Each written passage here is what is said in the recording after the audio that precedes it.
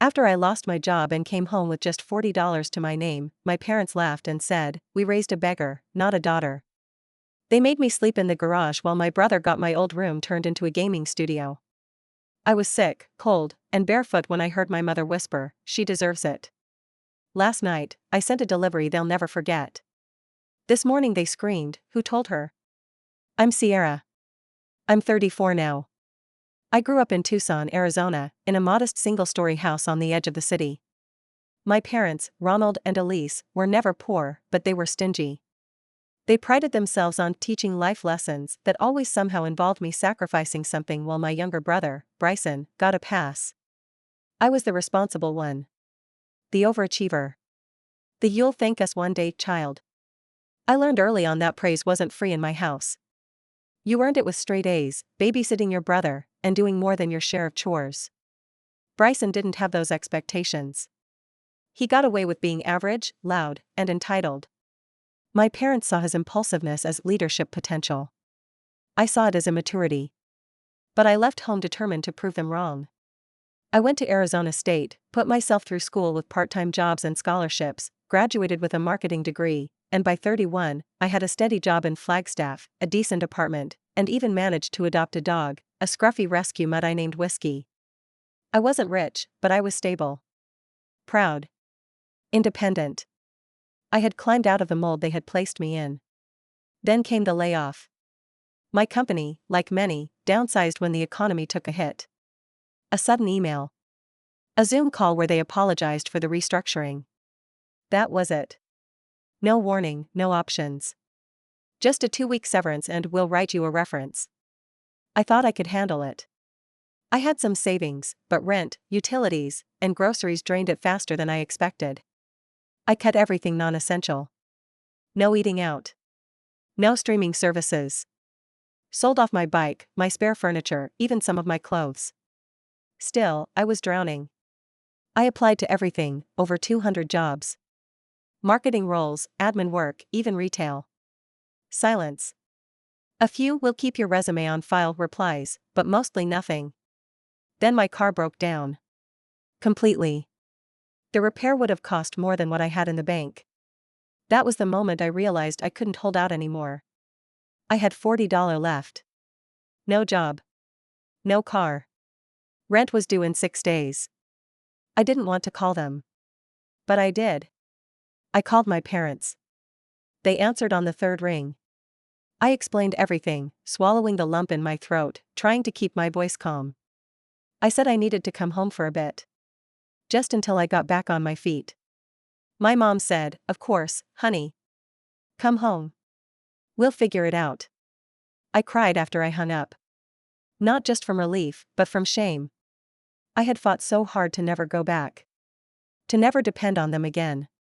The next day, I used the last of my money to catch a Greyhound from Flagstaff to Tucson. It was a miserable, hot, 11-hour trip, surrounded by the stale smell of fast food and a baby crying in the back. When I finally got off the bus, I walked the remaining 2 miles to my parents' house in the heat, dragging my old duffel bag and a backpack that smelled faintly of dog and detergent. I knocked on the door. My dad opened it. No smile. No hug. Just a long stare. "Elise," he called over his shoulder. "The beggar's here." I blinked.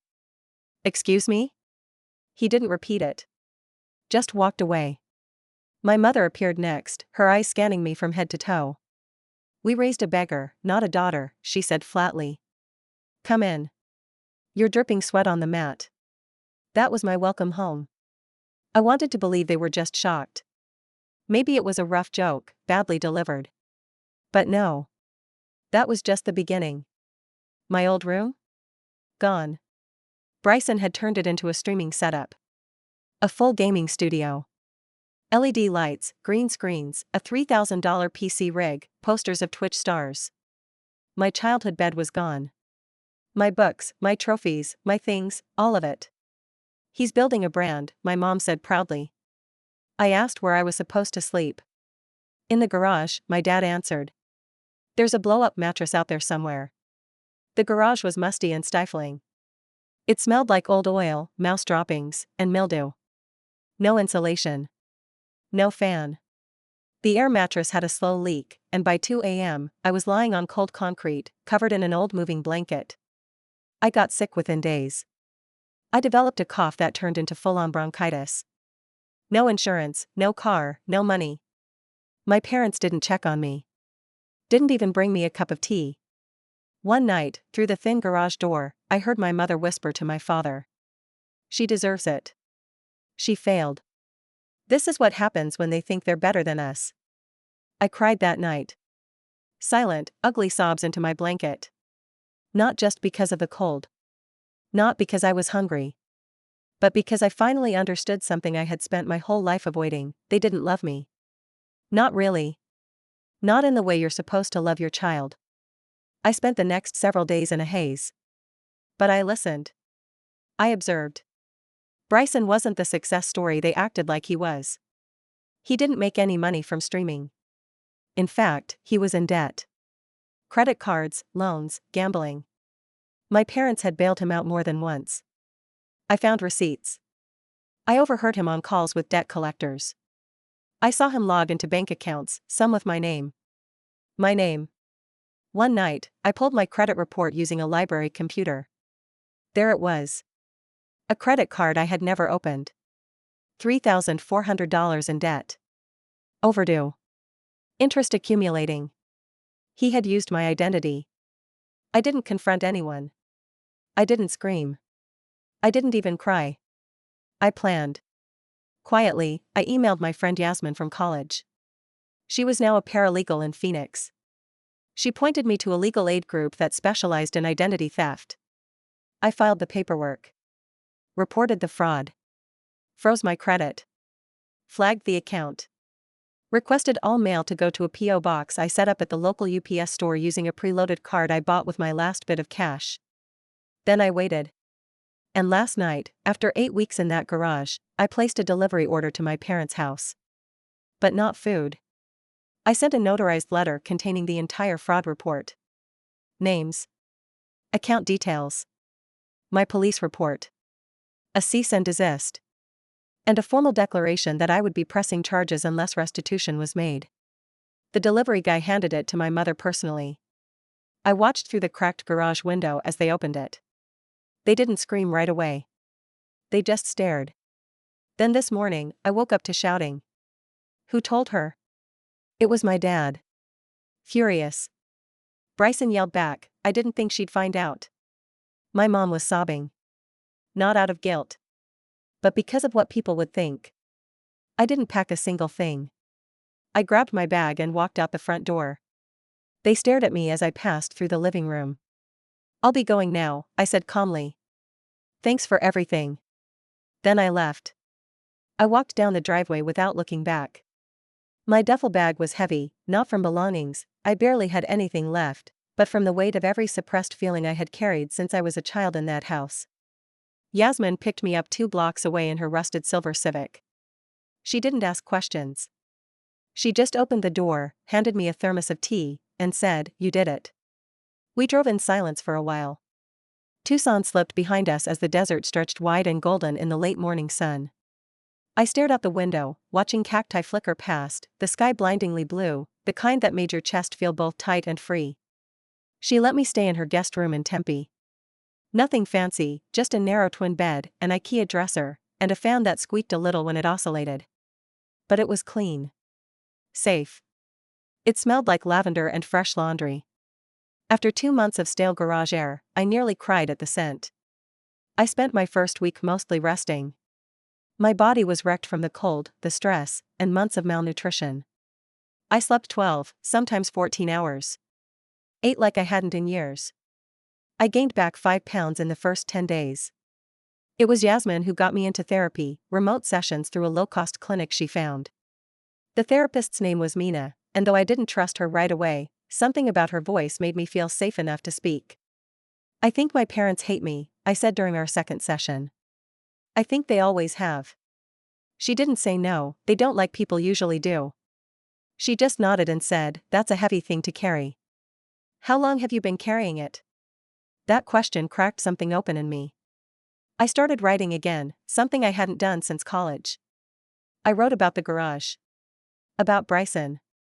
About the long nights spent coughing into my blanket while they laughed in the next room. About hearing my mother say, she deserves it. Yasmin helped me apply for a job at a small nonprofit that focused on food insecurity. I didn't think I'd get it.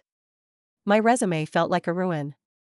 But the woman who interviewed me, Gretchen, had kind eyes.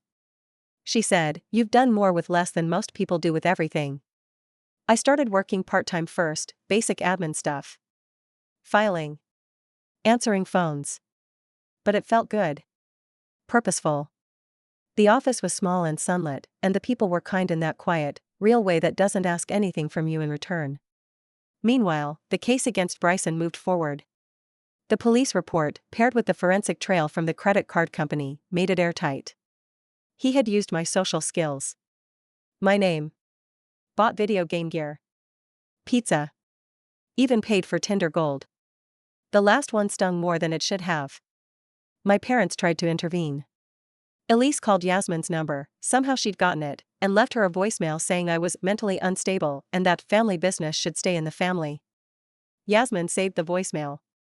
She played it for me while we were cooking one night. "You know," she said while dicing onions, "that woman doesn't sound like a mother. She sounds like someone trying to cover her own ass." I listened again. And again. She failed. This is what happens, the same words, just rearranged. I gave them one last chance. One letter. Typed, formal, emotionless. I told them the amount owed, the evidence submitted, and the timeline they had before legal escalation. I included a clause that offered to stop pressing criminal charges if they paid the debt and sent a written apology. I didn't expect a reply.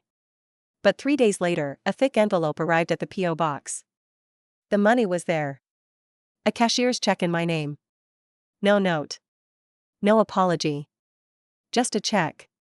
That told me everything I needed to know. They weren't sorry. They were scared. The damage was done. Bryson's name was blacklisted from several financial institutions. His streaming channel disappeared overnight. My father's name had been included in a supplemental report for knowingly co-signing a fraudulent account. Even if nothing came of it criminally, his reputation, what little he had, was stained. I thought I'd feel victorious. I didn't. I just felt quieter inside.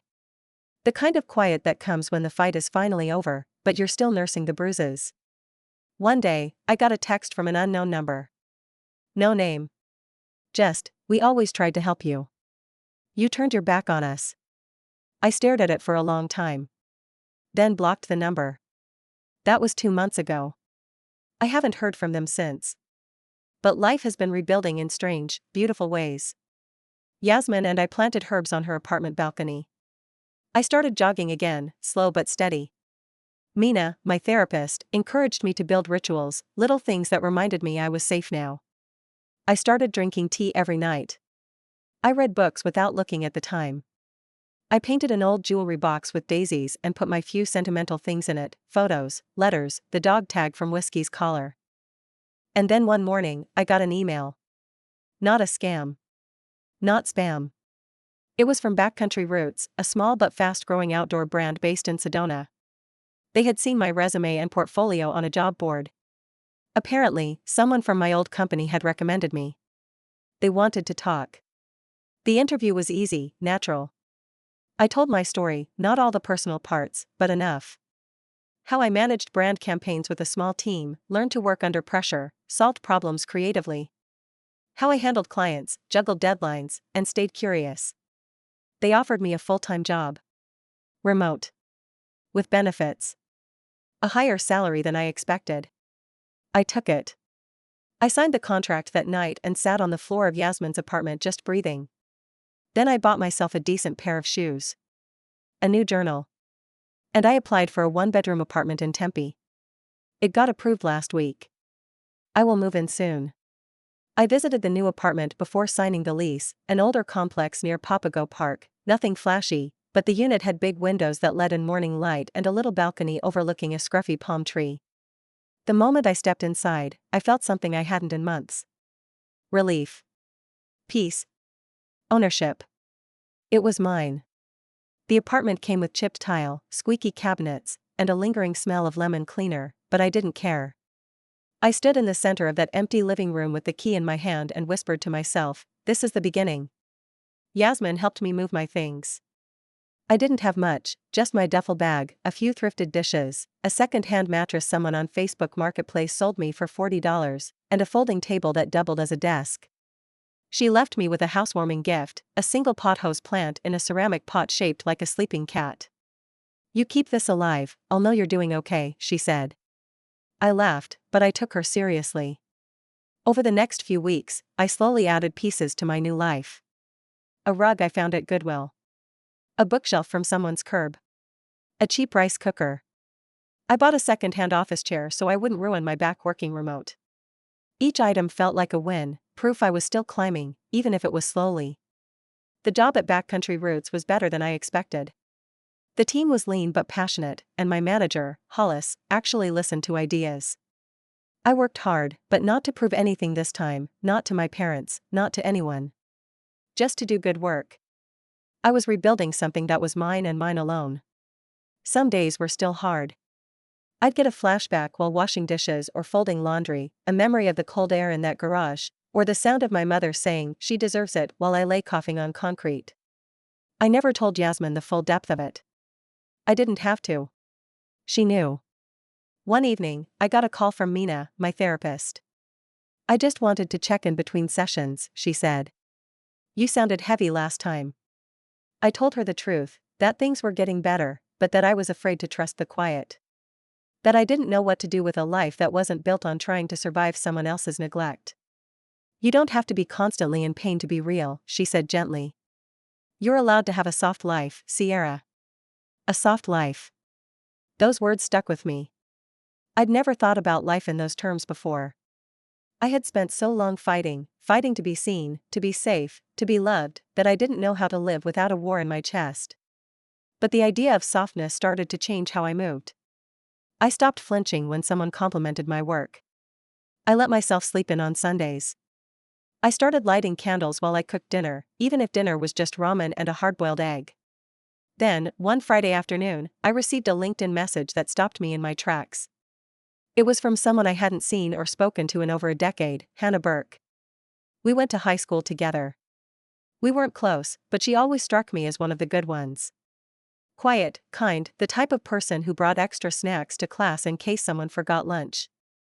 Her message was short, Hey Sierra, I hope this isn't weird. I came across your name in a few circles and couldn't help but reach out. I think I know what you've been through lately, more than you might think. Can I share something with you? My stomach dropped. I replied, cautiously, sure, I'm listening. 5 minutes later, my phone buzzed again. What she sent me was a scanned copy of a handwritten letter. Dated 2009. On the back of an old math worksheet. It was from my mother. To Hannah's mother. The words were unmistakable, we don't think Sierra will amount to much. She's too focused on control, too cold. Bryson has the charm, the spark, the talent. We've decided to invest more in him, we think it's the better long-term outcome for the family. There it was. Proof, in writing, that the hierarchy in our house had never been accidental. It wasn't just bad parenting. It was a deliberate strategy. They planned to abandon me. I stared at the screen for minutes. My chest tightened. The silence of the apartment felt deafening. Then I started to laugh. Not from joy. Not even from anger. It is the laughter that comes from confirmation, when the thing you feared turns out to be true, and the absurdity of it is the only thing that keeps your grief from swallowing you whole. I thanked Hannah. I told her she had no idea how much that meant. And I promised her that I'd never forget it. That night, I printed the letter out. I didn't frame it. I didn't burn it. I just folded it neatly and put it in the daisy-painted jewelry box, under Whiskey's dog tag and the first paycheck stub from Backcountry Roots. It wasn't revenge. Not yet. But it was a weapon I now held in my hands. And I wasn't done using it. I didn't act immediately. For weeks, the letter sat folded beneath the velvet ribbon of my jewelry box. I'd glance at it now and then, proof not just of betrayal, but of the math behind it. A calculated cost-benefit decision. An investment. The daughter who wasn't worth the effort had become the liability they'd long anticipated. That letter made everything concrete. It sharpened the vague ache into clarity. They didn't just fail me. They chose not to love me. But if they could make decisions based on outcomes, so could I. I didn't want revenge that would burn bridges. I wanted one that would collapse their foundation. Quietly. Publicly. Permanently. One day, while scrolling through Facebook Marketplace, I came across something that stopped me cold: my childhood desk. Hand-carved, antique oak. My grandfather gave it to me when I was 12. It had deep drawers, small floral engravings, and a faint smell of cedar. My mother had sold it. And now here it was, being sold by some antique dealer in Oro Valley for $65. I messaged him immediately. Drove an hour out that same afternoon in Yasmin's Civic. When I saw it in person, I ran my fingers along the deep scratch in the top drawer, where I had once carved my name, SC, with a safety pin. It was mine. I paid in cash. Hauled it home. That night, I opened that drawer and stared at the tiny initials, faded but there. And I knew exactly what I was going to do. Remember that gaming studio my brother built in my old room? He had started posting again, this time under a new handle, trying to rebuild his brand. I'd blocked him on everything, but curiosity is a powerful thing. I made a burner Twitch account. Started watching. It was pathetic. 3 viewers. Poor audio. Same old energy drink stacked on the desk, same forced charisma. Occasionally, my parents would walk in and he'd snap at them. Elise's voice would drift in, asking if he wanted leftover lasagna, and he'd grunt like a moody teen. During one of the streams, he said something that caught my attention: big news coming soon. Some branding work in development. Got help from someone in the industry. That someone was me. I had worked in branding and design. My name was still on the portfolio site he used as a reference. He hadn't updated his resume. He was still writing on work I'd done years ago. So I decided to get involved, just not in the way he wanted. Through a contact at my nonprofit job, one of our donors who happened to be in the media, I found out that my father had recently submitted an op-ed to the Arizona Daily Star. Some sanctimonious nonsense about personal responsibility and the value of family unity in hard times. He was hoping to be published. I waited. Then I anonymously submitted a response. An essay. A deeply personal piece titled, "Raised for Sacrifice, When Family Becomes the First Betrayal." I detailed everything. Not with anger, but with surgical calm. I told the story of a daughter who returned home after losing her job and was made to sleep in a garage while her parents praised a debt-ridden son. I told of whispered cruelty, identity theft, and the moment she chose not to seek vengeance, but to reclaim her life with dignity. I never named them. I didn't have to. The piece got published. Front page of the Sunday section. Accompanied by an illustration of a wilted flower blooming again in a broken pot. The reaction was immediate. Old family friends reached out to me, people I hadn't heard from in years. I had no idea. This makes so much sense now. I remember how your mother used to talk about you. I'm so sorry. My parents' names weren't mentioned, but the shame of recognition hit them harder than any insult could. My mother tried calling from a blocked number. I didn't answer. Bryson sent me a DM through his new gaming account. "You really had to humiliate us publicly?" I didn't reply. But I did report his Twitch handle for copyright infringement. He was using logos I had designed without my permission. His account was suspended within 48 hours. He posted a passive-aggressive video on a backup channel titled, "When Your Family Tries to Destroy You," but it didn't matter. No one watched. His brand was done. My parents' circle, tight-knit and filled with people who read that paper religiously, began to whisper. Then came the real moment of satisfaction. My parents showed up at my apartment. Unannounced. I didn't buzz them in. I watched from the balcony as Elise stood by the call box in an uncomfortable blouse, holding a plastic bag that looked like cookies or muffins or some other guilt offering. I didn't go down. She pressed the buzzer again. Ronald stepped forward, tried speaking into the intercom. I turned the volume down. They stood there for 10 minutes. Then they left. I never saw them again. Life has been soft since then. Not perfect. Not pain-free. But soft. I hung fairy lights in my living room. I built up savings. Got a cat named Poppy, who likes to sleep on the desk I reclaimed. I framed the check they sent me for restitution and hung it above my coat hooks, not out of spite, but as a reminder that I survived what was meant to break me. Sometimes I tell my story anonymously. Sometimes I don't. Sometimes I just sit on my balcony, drink tea, and listen to the sound of a world that kept turning even when mine stopped. That's the thing about survival. You don't just come back. You come back sharper, quieter, kinder to yourself. And if you're lucky, you get to write your own ending. Mine began the day I left that garage. The revenge? It wasn't ruining them. It was in making sure they never had a seat at my table again.